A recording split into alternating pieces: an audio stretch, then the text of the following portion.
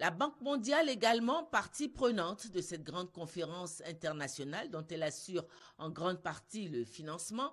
Le vice-président pour l'Afrique, Mactar Diop, a été reçu par le président de la République au palais présidentiel.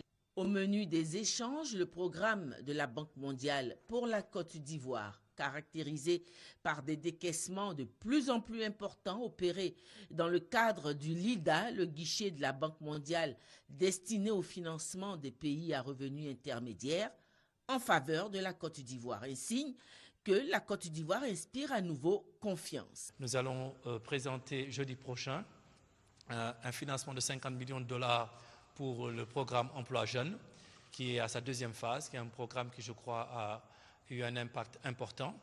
Nous allons également procéder à la négociation au mois d'avril pour un projet de 50 millions de dollars également, qui aidera à l'extension des filets sociaux, un programme que nous avons élaboré avec le gouvernement de la Côte d'Ivoire.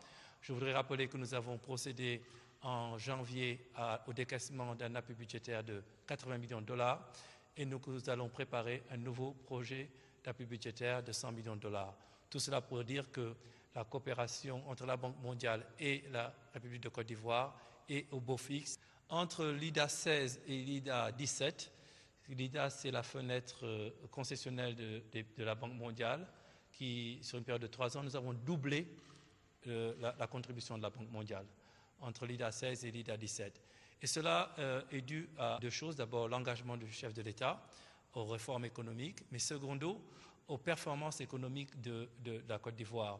La manière dont on alloue les ressources à travers ce mécanisme est basée sur ce qu'on appelle un performance-based allocation. Donc quand un pays a de bons résultats macroéconomiques, quand un pays améliore sa gouvernance, nous améliorons le coefficient du pays et nous augmentons en conséquence l'allocation pays.